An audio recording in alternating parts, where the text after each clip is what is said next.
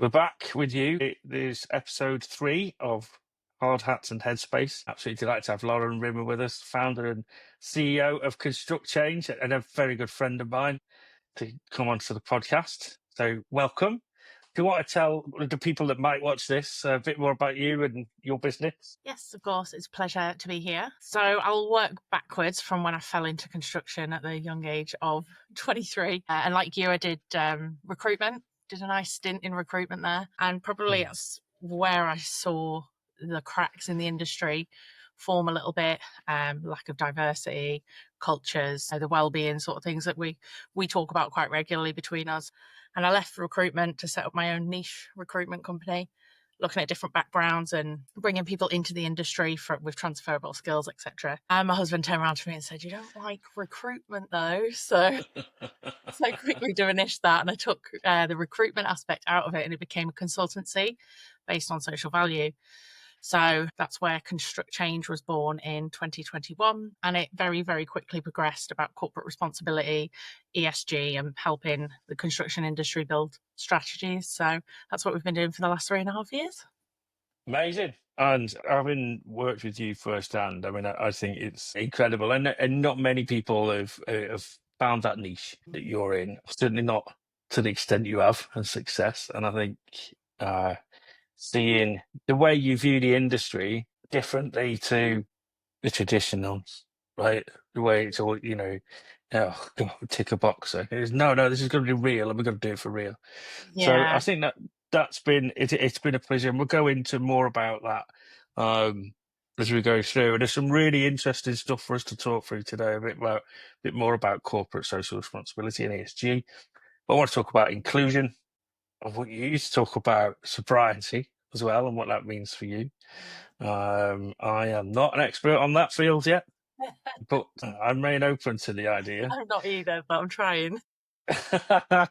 Neurodiversity, and then we'll talk a bit more industry culture and what we're trying to do and achieve between the pair of us. We're both doing this for the betterment of the industry. My glasses will go on and off as we go through so I can read what's written in front of me, but otherwise we'll be fine. Let's delve into corporate social responsibility, and we've heard CSR. We didn't know those 3 words. Right. To me, it's dead obvious because the 3 words explain, but loads of other people it is not. So please enlighten us what CSR is. It's a new terminology, really, and I think people get confused between corporate responsibility, CSR, ESG, etc. The simplest way I can explain corporate responsibility is it's balancing commercial success with social purpose. So it's making sure that you have that sustainable growth and that you are making profit, but you're also doing it with people and planet in mind as best as you can. But yeah, there's so much terminology out there because sustainability has taken off so quickly. I think people are a bit like, there's a new acronym and it's really hard to try and keep up with them all. Yeah. But corporate social responsibility is how a corporation interacts basically with the rest of society. So it's the bigger picture. Yeah.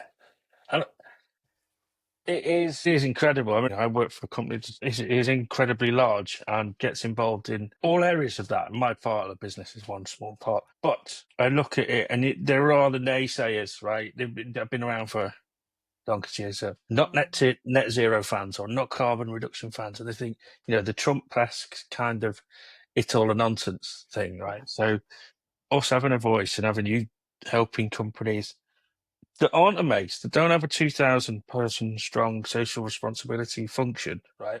They need companies like you. So, it's good to see you doing it. And tell us more. So my subbies, if you like. The exact challenge. You've just pinpointed one of the most shocking, one of the most poignant stats really of the industry. So 99.9% of contracts in the industry are SMEs. They don't have the resources to be able to keep up with an ever-evolving landscape like ESG and corporate responsibility. It's probably one of the biggest challenges of the industry at the minute, from my point of view, is the penalties that are now being imposed for not meeting certain standards and regulations and requirements and KPIs. And you're seeing them coming in through contracts now, and we're holding contractors to a really high standard, but not giving them the education for it either. It's something that we'll at Construct Change we're starting to focus on now. We've launched a third pillar called Academy. So we have workplaces that looks at the cultures and everything internally and well-being, and it looks at pretty much everything that runs internally, operationally, and your people. There's the communities, which is all the external, so your charities and your schools.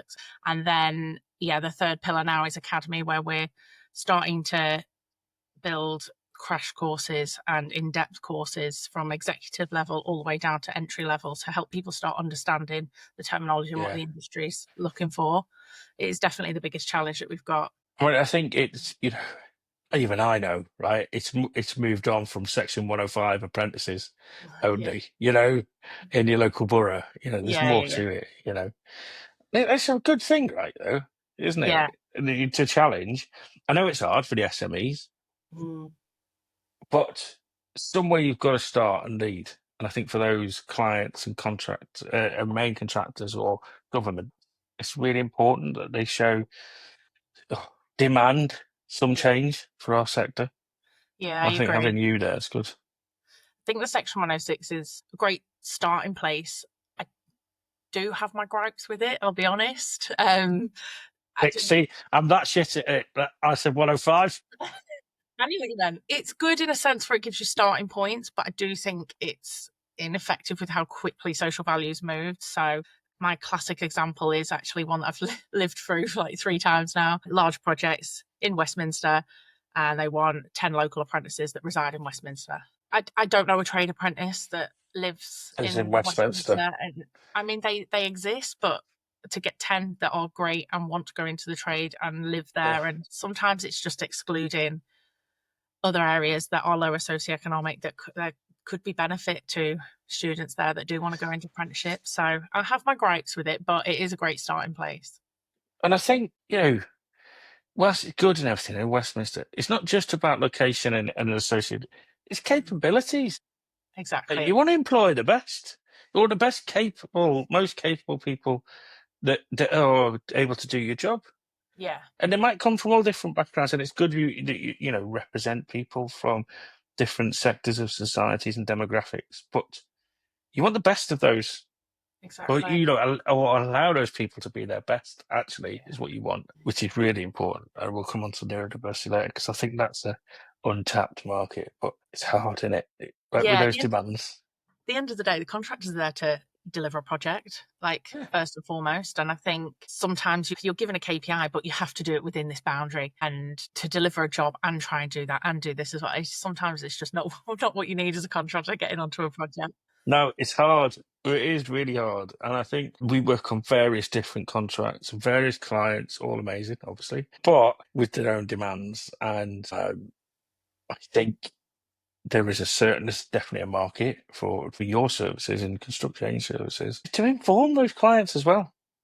It's our job as mates, it's your job as construction to go, look, you might put this down, but this is what you really need to think about. This is how you can really affect change. And I think that's what we're looking to do, isn't it? Yes, absolutely. I think that passing that knowledge downstream as well, down the spike from the top.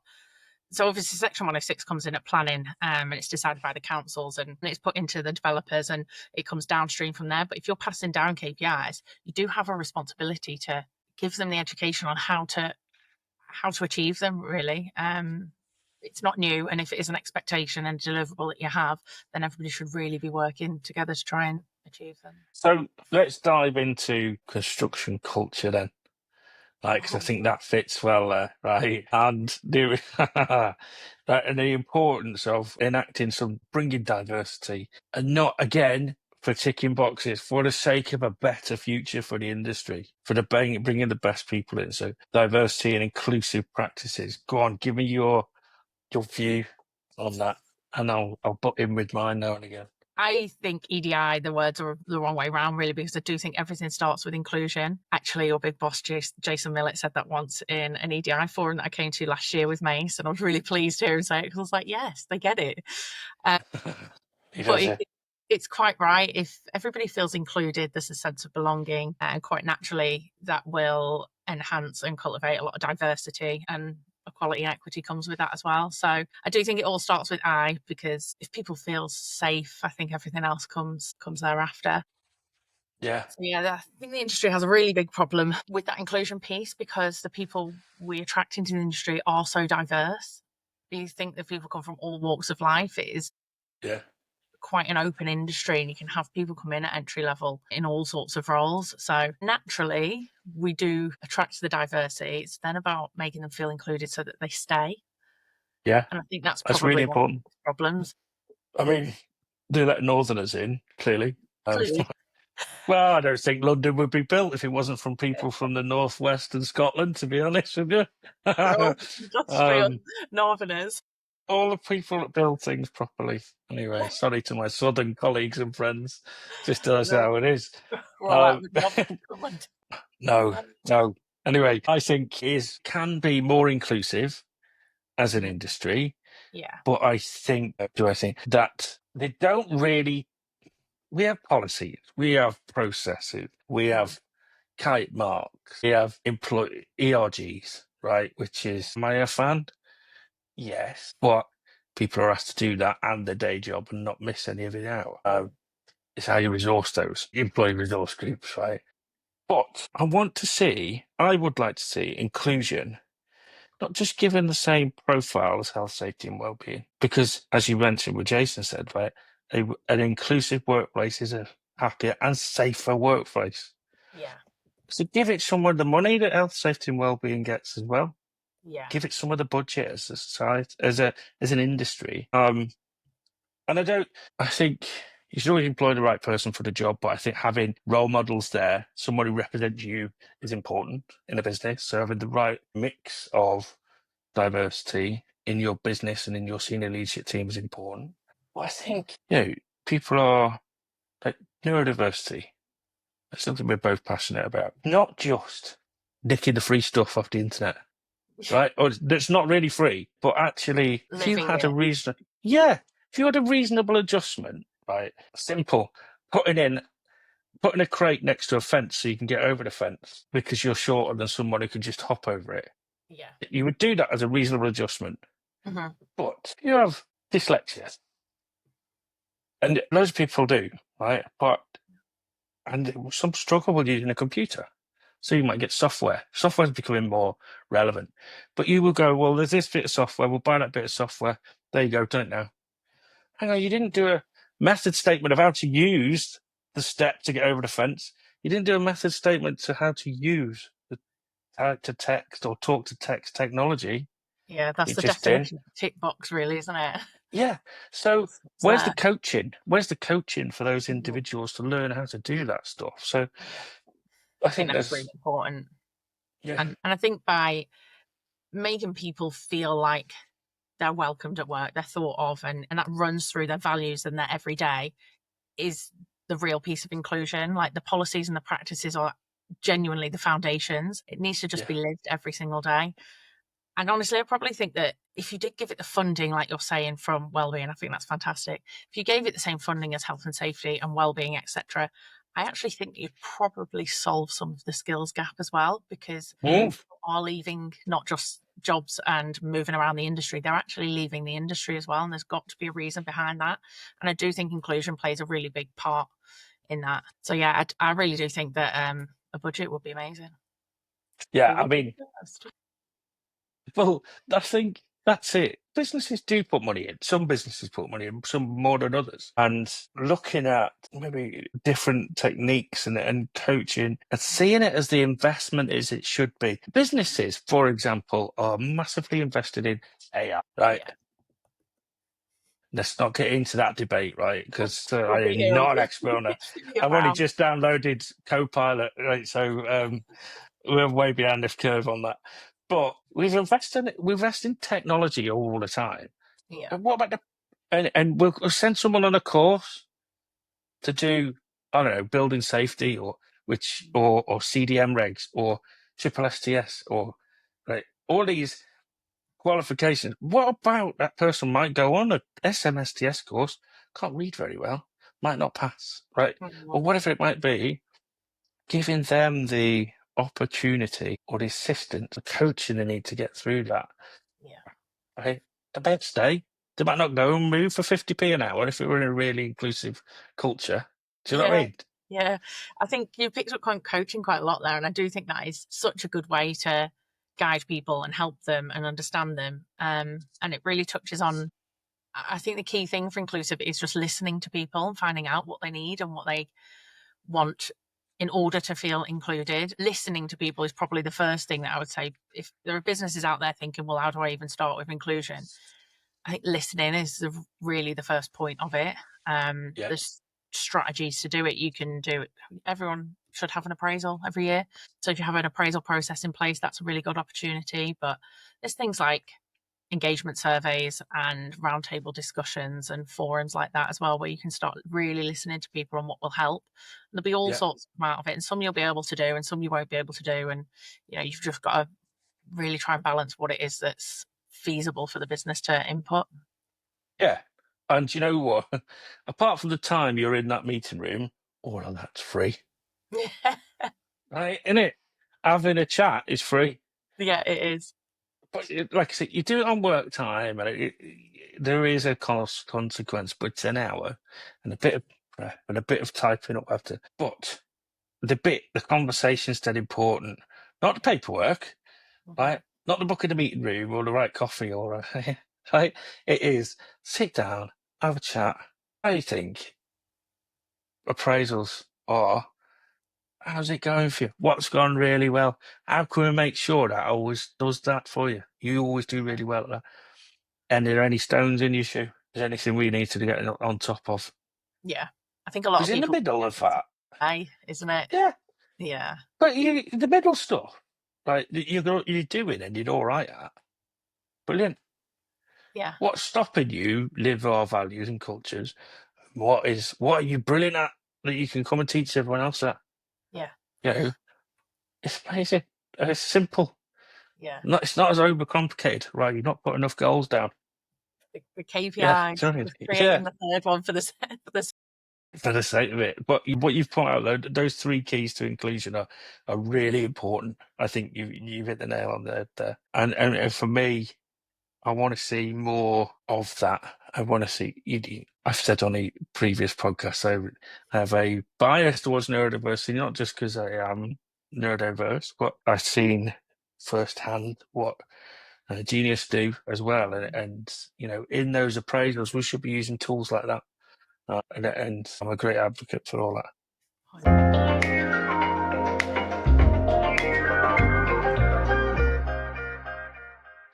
Right. I want to move on slightly now to something completely different. We'll come back to neurodiversity. I read your post last week on LinkedIn, right? And I've known you for ages. That feels like anyway, right? About a good few years now. Yeah. And we've bonded over a pint or a glass of wine, and we've had a coffee, a meeting, whatever it might be. Always good mates. Yeah. And then I read last week you're on a drink for 6 or 7 months, whatever it is. I was like, go on, girl. You could have told me, but I didn't know, right? That's amazing. So tell us about it. Come on. Well, in the beginning of the year, we went to a networking event, didn't we? And I said to you, I'm just taking a little break for a little while. Well, like everything, I'm taking it a bit too far, I think.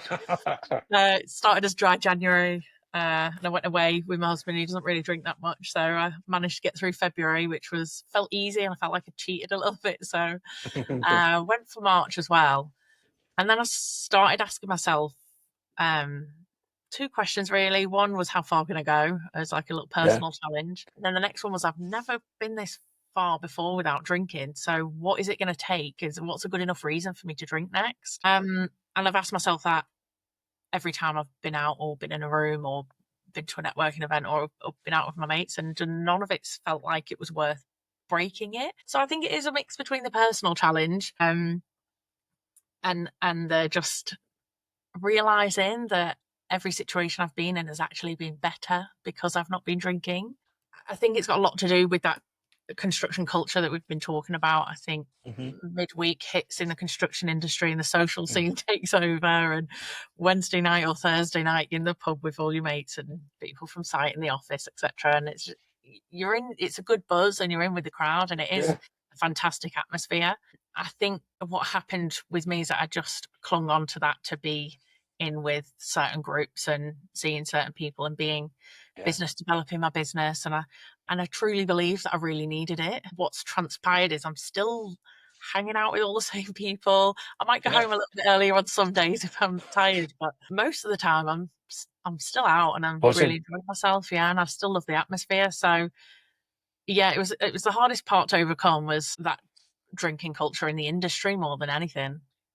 I think that's a really good point, and I'm admired for it. I mean, I've talked about my reduction in drinking. I haven't given up because, well, I have. I've given up weekday not drinking unless I'm working. If it's a work thing, no, I don't drink Yeah. at work. That sounds awful, doesn't it? After work, go for a pint. I might do, but I don't do it very often because I don't just go into central London anymore. I drive to the airports or jobs outside of the city centre. I might jump in the car, and you can't. You just an absolutely no go area.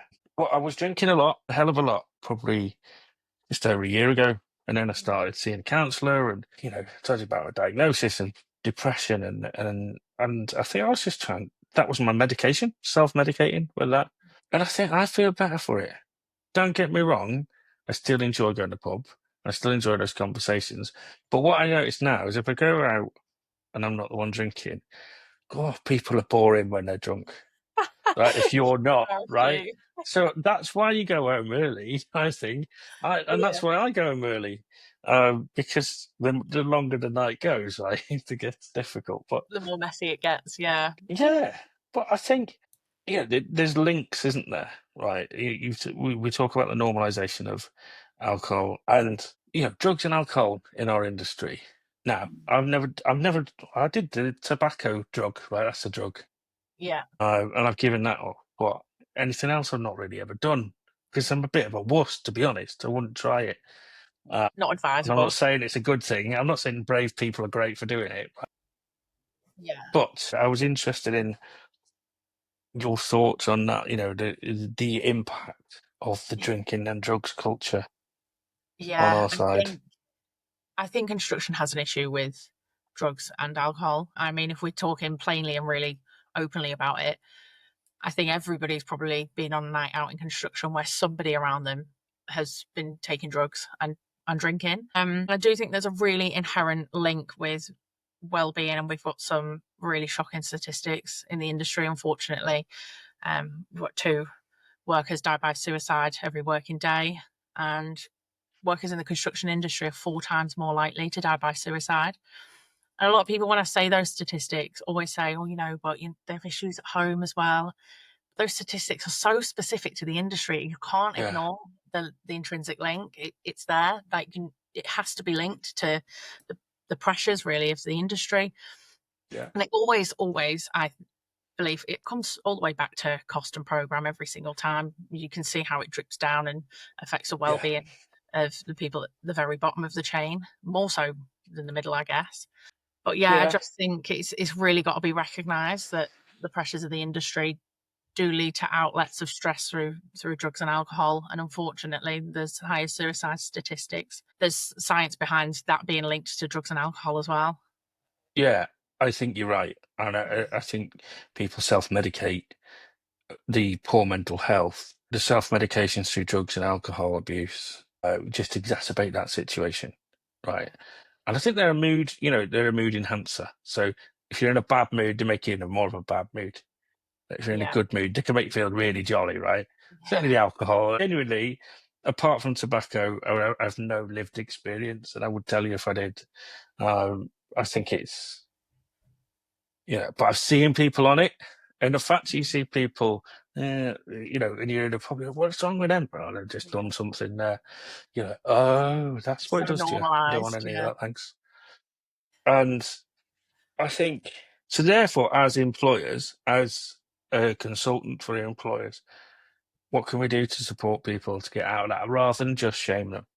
There needs to be a lot of education around it more so than anything, apart from changing the programs and the costs and the way that the whole industry operates. I think that's first and foremost. Yeah. How the industry operates is a really big challenge to change. I'm going to try and do it anyway, but That's about right.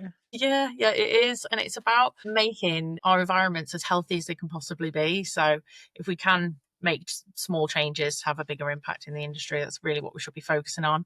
And that is what contractors can be doing individually to do that. So I would say treat your people fairly for starts. So fair breaks, fair pay, fair treatment, even if they're agency, like supply chain, don't go finishing guys up at 4 p.m. on a Friday. I saw it so many important. times. So poor. Don't finish anyone on a Friday. Don't finish anyone on a Friday ever. Don't ever. I personally, I don't. Right. Put aside the law on notice and rights on how you're engaged, right? Put in place being a human being, right? Yeah. And say, right, I could finish with this person next Friday. I tell them now, give them a week's notice. Let them know. However they're engaged in construction, be decent about it. Let the person, and if your worry is, well, they might leave, tell them, listen, I'm telling you, but I'm really worried you might leave before the end of next Friday. So I'd really appreciate if you didn't, but I know you've got, find the next job or whatever it is.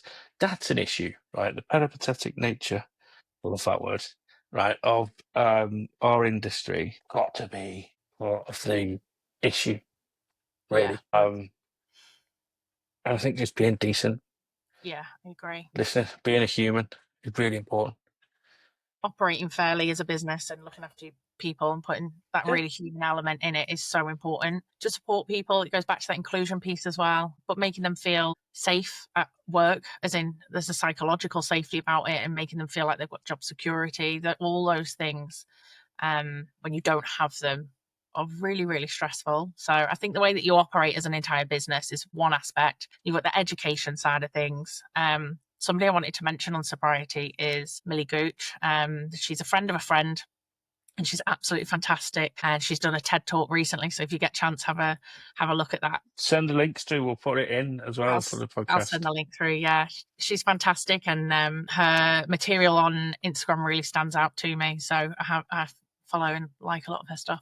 But in the TED talk, she talks about some really poignant stats on suicide and the link between drugs and alcohol. So that's interesting, an interesting point that we're talking about. She says that people are 7 times more likely to experience suicidal thoughts or behaviors in 24 hours after drinking, which is crazy high statistic. And when alcohol is mixed with cocaine, it creates a substance that increases the suicide risk by 16 times. So you can see the drugs, the link, yeah? the alcohol, the suicide stats, all those links that come through. It just really stuck with me. I mean, I just didn't want to get the statistics wrong, so I can't read them out. No, absolutely.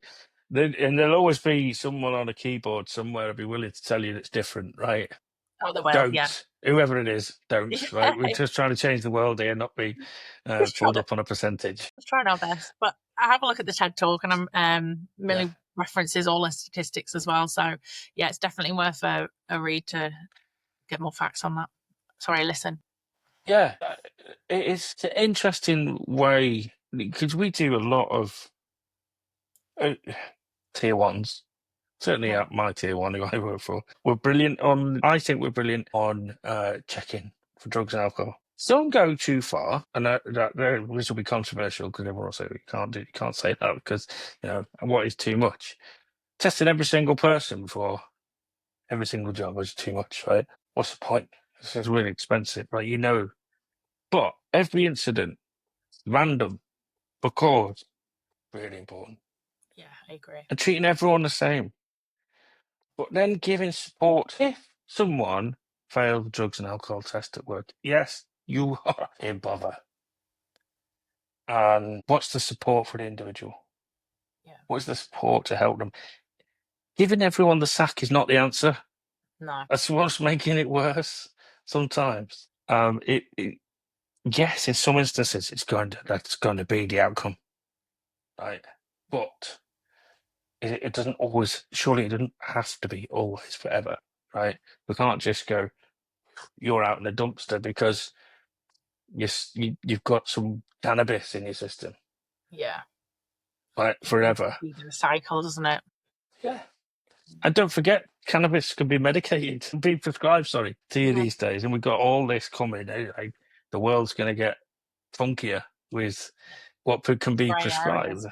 Yeah, Yeah, lots and lots of grey areas. I think that support piece is really important. Too. Like you do just see people being sacked and nowhere to go, but sometimes people just need that little bit of help. Like yeah. they do.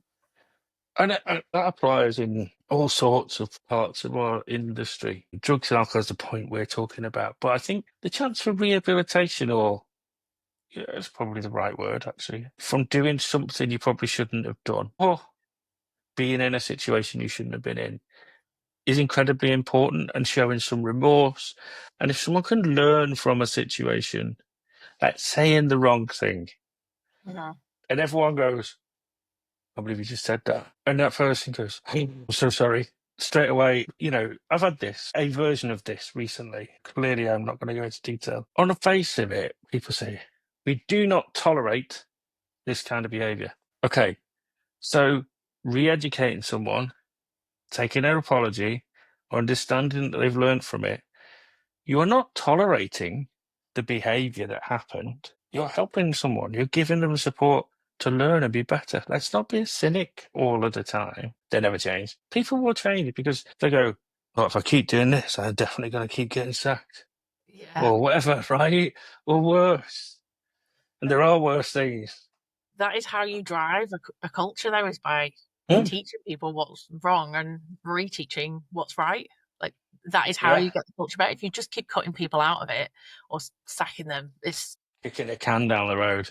yeah, and then they just build resentment. They're just going to carry on down that road instead of actually just. I think that's one of the biggest things on the inclusion side of things as well, and diversity is people have a fear of speaking up in case they get it wrong or they say something they Mm. should, and this sort of blame culture that we do experience in the industry sometimes on some occasions is not helpful there. Like I think if we can all just realize that we might get it wrong sometimes in a lot of Willing different to learn ways, now, aren't we? Yeah. we're just willing to learn, then that's where you want to be.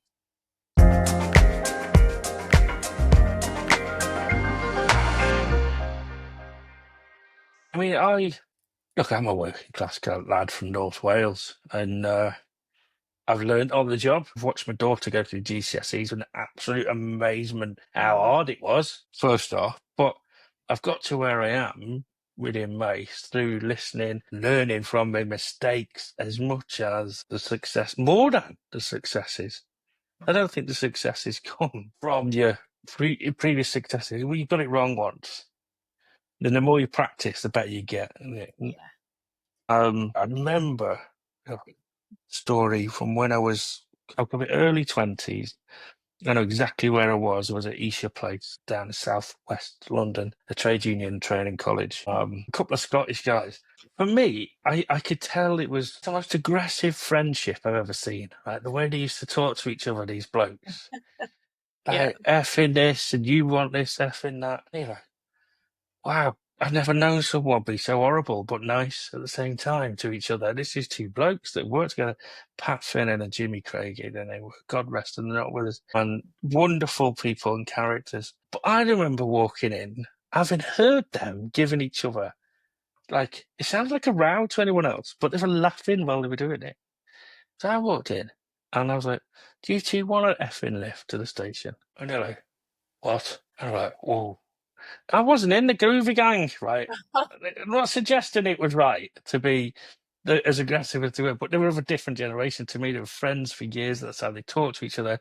But I just thought, all right, I can just join in because that's what they're doing. But actually, what you learn from that is you you can't just put in on someone else's friendship and Get and join yourself in into like that. serious Not trouble. when you're I know, yeah, proper bother, right? I was like 22, 23 years old. I was giving them a lift, but Yeah. they're like, who's he? You know, They let and you in I the think in the end. next time I was like, gentlemen, would you like a lift to the station? They're like, God, no, not from you, thanks. Well, in time, they were just, and what I found out subsequently was they were just trying to toughen me up for the world, and talked about me when I wasn't there, and I love that. They're great people. But Yeah. Oh, you've gone right off key here, but I think learning from your mistakes and learning from where you've gone wrong in the past. I wasn't on the bad side of drugs and alcohol, but I was on the bad side of a very bad decision. Yeah. But you learn from it, They're great guys. That leads me brilliantly onto neurodiversity because I've just gone Tangent. right off there. I thought we were going to be a nightmare. There's still time, but I thought we were going to be a nightmare. Attention deficit just kicked right in there for me on ADHD, didn't it? When it's up the Ah, meds. I love that. So, but for me, formal diagnosis came the same day I was told I had anxiety and depression. This bit wasn't a surprise because I look at my son, I'm like, he must have got that from somewhere in Yeah. me, right? And school reports are just like mine. So, what about you? What was your story with this? Um. So I was diagnosed with ADHD in July last year, in 2024. I was 34 years old, so fairly late diagnosis. I didn't realise at all that I had it until about, well, it was actually, funnily enough, it was another mace, and I went to a proper plug-in mace on the EDI here.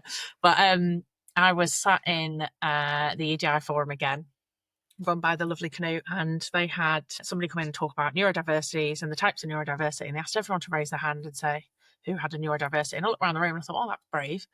And then they started talking about autism and went through that, and then they started talking about ADHD, and this feeling just washed over me, and I was like, somebody's actually just explaining exactly how I think all of the time, and I really didn't realize it was different from anybody else for my entire life until that point. And it was quite scary. Realization. I think I blacked out for a little while just thinking about I should do with ADHD, thinking about Yeah. all of it really, and yeah, everything just sort of made sense from that point. I didn't really do anything about it, and then I have a twin brother, and he was diagnosed with ADHD and depression, exactly similar story to you, exactly the same time. And when I found out he had ADHD, I was just like, I've really got to start looking into this a lot more. I wanted to look at it for him and find out how he was and check that I was making sure I was doing everything that I could for him. And as Yeah. I looked into it a little bit more, obviously, then I found out a lot more about myself. And yeah, I went and got the diagnosis last year. So it took a really long time for me to get to that place. I was diagnosed with anxiety first, and I went through a lot of therapy. And once I worked through a lot of problems that I had with anxiety, it turned out that there was just still this core here, which actually was the ADHD. So Yeah. long time to get there, but the clarity that comes with Yeah. having Just an answer. understanding. Yeah. Getting someone tell me, right, here's the label to stick on yourself, right, to put on your label on your jumper or a name on your back, right? That was part of it, but I kind of wasn't surprised. What I found brilliant was, right, now we're going to help you deal with it. Mm. Wow, that's amazing. Oh, great. How do you do that? Yeah, I didn't know you could. I just thought this was it for life, and I just knew, right? And that's half the. It's not half the problem. It's most of the problem is the knowing. Okay, and what? What's Right. next? I liked that question, by the way. And what? Yeah. Because someone goes, "Oh, we've got this statistic here. Let's put it on a big PowerPoint." And what? What Okay. you do about Uh, it? yeah. What are you gonna do about it? I'll figure it again. But I don't know about you. The ADHD. I was pleased to understand what it was, what I saw as wrong with me, Yeah. right? It's a And relief. yeah, because it could have been issues about how I looked, how I thought, whether I drank so much, what people thought of me was a big thing. Mm.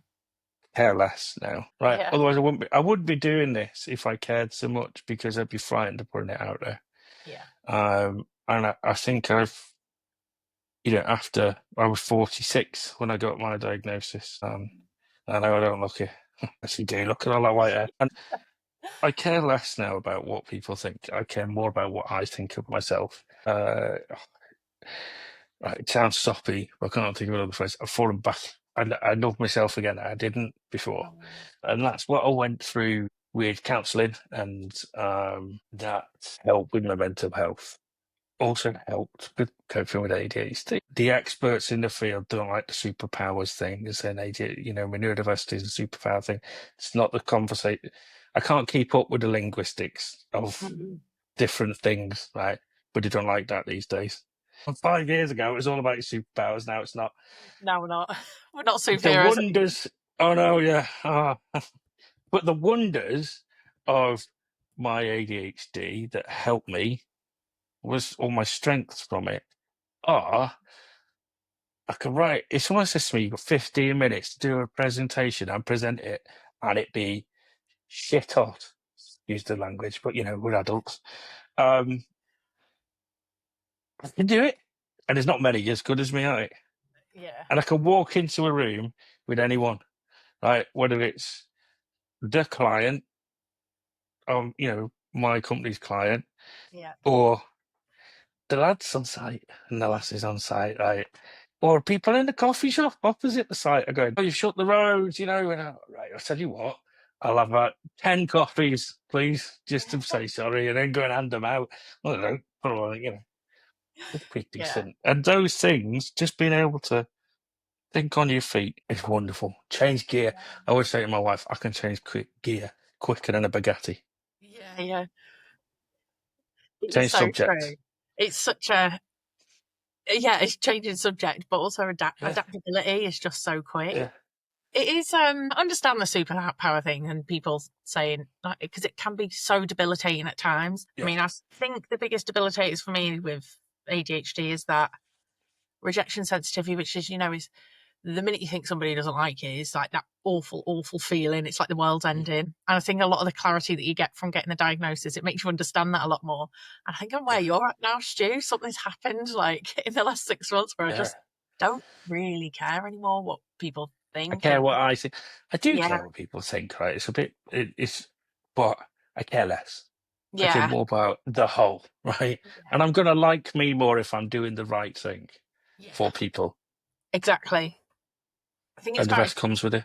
being authentic and having good intentions. And as long as you've got those, everything else doesn't really, it doesn't bother me anymore. As long as I know I've got best intentions, I'll admit when I'm wrong or I've done something to upset someone. But other than that, I'm just That's happy what with this what podcast's about, by the way, and this is why I did it. I wanted to be my authentic self, help others, do good things. yeah, Just be genuine. yeah, So but that is being authentic, being able to be yourself. You're right. There are the downsides that you have to learn to cope with. yeah, I think you do have to learn to cope with, like simple things like forgetting things. yeah. I'm I useless. forget about, I had someone come and check the service the boiler this morning, totally forgot about it. It was out down the shop, exact time that she turned up to service the boiler. But, Wait, they're rectifiable, these things. The world doesn't end just because we get these things. And I'm going to plug Genius Finder again because, all right, and I've sent it to you. That's why I know yeah, you've you have, done yeah, this yeah. before, I think it's right? fantastic. And like free things to help you. So someone like us with ADHD is stand in the middle of a room. You're thinking, what was that behind me then? What was that behind me then? Oh, look at that. Oh, look, a badger, right? Stand against the wall. And you Yeah, lose half of the distractions. That was free. yeah, And that made life better for me because I wasn't distracted about what might be behind me.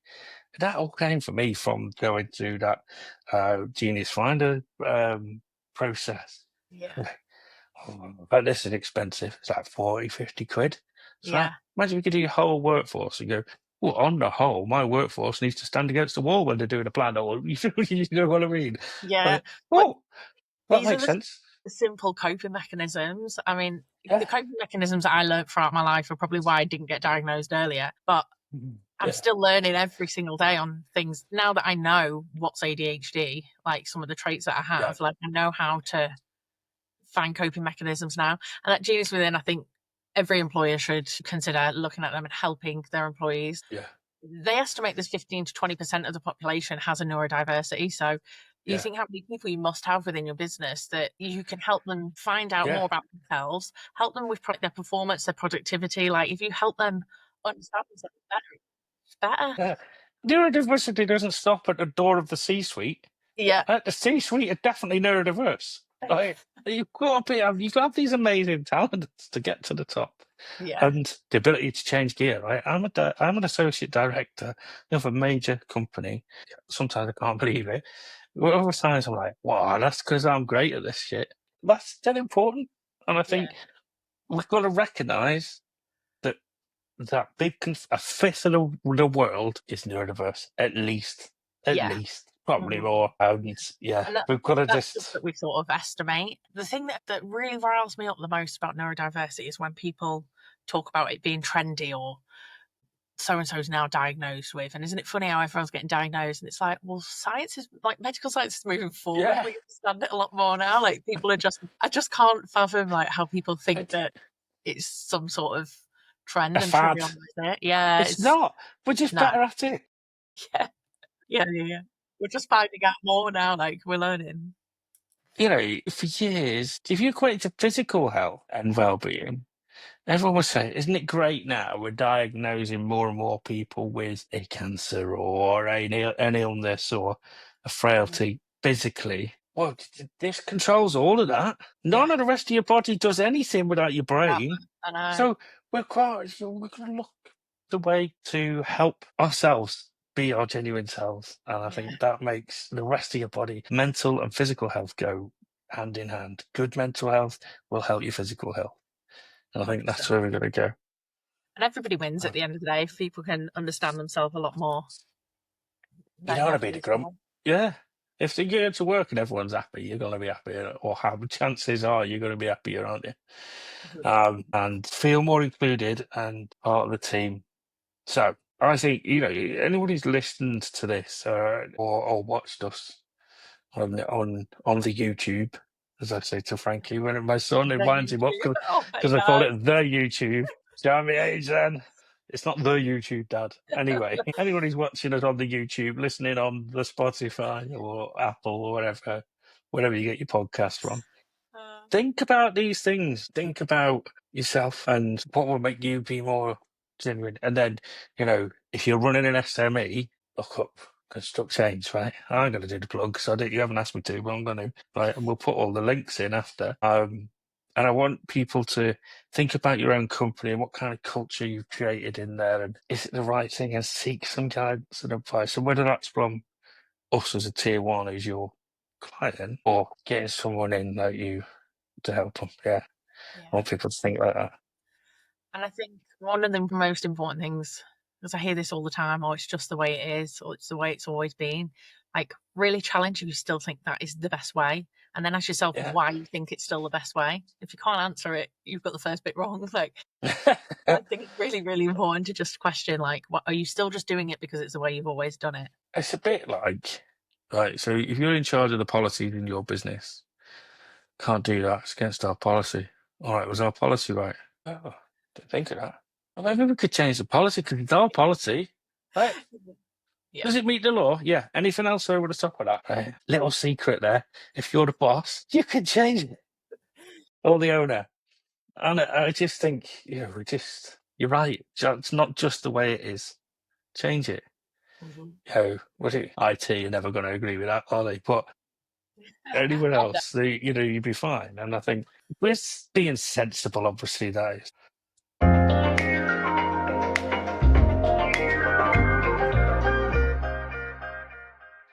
Right. You brought you through something else on me last week as well that I never really knew you were doing. One was the sobriety thing, which I thought was incredible. Yeah. And then you said, "Oh, we've started this CONICORE." I was like, "What? You done what now? Tell Yeah. us, tell me, great? Because that's Uh, news for me. Like, let's go on." It's been in the background for a little while, just quietly building. Wonderful pro of ADHD is the creativity. So just setting up another business. It's called CONICORE, and it'll be it's like a new era of networking in construction. So we know all the typical networking events that we go to, and they're fantastic. And we all love a Rocket social. circle. Yeah, Broadgate Circles every Thursday is a networking there. Um, but this is something with a little bit more depth. So the core in concourse is standing for connection, opportunities, responsibility, and ethics. And we're really looking at, we've talked about all the problems that happen in construction all the time, so we know what they are. And most of the time we know why they're happening. But the response that I get back is it is just the way it is, and it's the way construction is, and we can't change it by ourselves. We could do it, but then there's everybody else. And so now we want to start pulling people together as a collective, so it's not done in silos, and we want to figure out the how can we change this happening, what do we need to do that. So we'll be creating spaces to challenge those issues and driving change in those areas. So it'll be think forums, panel events, open discussions. There'll be the socials and a bit of fun in there as well. Wow. Really looking at the foundations of the construction industry and what can change. So we're looking at So all I was, I was you beat me to it. I was going to say, when is this kicking off? When are we seeing it take flight? looking at autumn at the minute. So I mean, everything's not mapped out fully yet. So maybe me and my partner Lola will come back towards autumn and tell you a little bit more about it when we're Love to do that. Yeah, and any events or initiatives, maybe we could do a live pod. Imagine that, eh? In magic. person. That would Well, be fantastic. that would be really. I mean, I'm sure quite a few people in trouble about those. That'd be fine. What are you on about? We're well They'll be responsible fine. adults now. Definitely. Um, well, look, I was thinking it was really exciting, and I think a different way of doing things. There's always a good thing to check out, and look, you're always an inspiration and a laugh as well. We have a good laugh. We're friends, and I've absolutely loved today and in this conversation. We've gone through talking about corporate social responsibility and how we can help people and help businesses, and it's that social responsibility thing. Yeah. It's not the corporate, right? The social responsibility thing is really important for all of us as individuals. I'm doing a volunteering day with schools tomorrow. I'm fortunate. My business says go and do volunteering. You get told off if you don't do it. They pay me to go and talk in schools. More schools need to do it though, They do. They right? do. It's not all about going to uni, right? But it's Oh, that social we could responsibility. start. We could open a whole can of worms on that one. Or we would do that in another episode. Yeah, we'll come back People to are getting off the train now listening to this. They keep bloody hell, it's gone on for a while, haven't they? Right, I'm leaving that in. it. I know you Right. are. So the social responsibility stuff's really important, and the construction culture that we talked about, and diversity and inclusion is really important, and equity, not just equality, but equity of opportunity is really important. I strongly believe that. And your three keys, go on, so remind us again. Oh, the three Listen, pillars: yeah, workplaces, communities, and academy. yeah. And I think hopefully you inspired people as well when you talked about the sobriety. I know you will have done, because there are people that feel a pressure to Yeah. carry on with the drinking Hmm. culture, especially the sales side. Yeah. Right. They're the people I hear And from the most on it. do it, right. I'm They're happy to the go for a living proof. coffee. There's less pressure on going for a brew. I find a nice coffee house. Not one that's just called a coffee house and serve beer and wine. We've been there, Yeah. right? But I think that's really important and inspiring. And being open and honest with ourselves about neurodiversity across our sector. Yeah. That fifth of the workforce being neurodivergent. Neurodivergent is important. Yeah. So, look, thanks for your insight and help. Thanks for We'll having me. send no brainer. You were on my list before I asked you, really. And I think, look, we need more people like you in our industry, because your insight that you've developed at a young age, obviously, is incredible. And businesses, certainly SMEs, need your help. And we'll share details of how they can get in touch with you. And you'll be back in the future without a doubt, right on here. Indeed. I don't think I can stop now. I've started doing this. Thank you. And so subscribe and share, and get that podcast, get this out there so people listen. Like I said this on the last two episodes, and I say it on everyone. If this helps one person in their career or life, then it's been worth doing it. And I love it. I love what we're doing. Grace. It's very inspiring, Stuart. I'm really pleased to have joined you because I think it's a fantastic venture. I'm very proud of you. Hey, before you go, I've put 4 books out today. Yeah. Honestly, I want to know what your favourite book is at the moment and why. Oh, Or doesn't have to be at the moment, right? I absolutely love books. So I've got hundreds of books. I think my favourite is Mitch Albom, and his book that's called The 5 People You Meet in Heaven. Give it a read. And Ooh. The Midnight Library by Matt Haig. Have a little read of those. They're fantastic. Oh, Matt Haig, he's local to us. He lives near me Is it? somewhere. Yeah, apparently so. My wife messaged him when he was on holiday reading his book, and he answered. Bless Harley.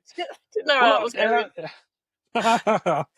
I'm going to plug two. Right, one definitely has to be on for us. That's The Northern Wind, Oh, right? yeah. And it's about Britain 1962 to 1965 and about how things changed. And that was bought for me by Mr. Corby, the boss.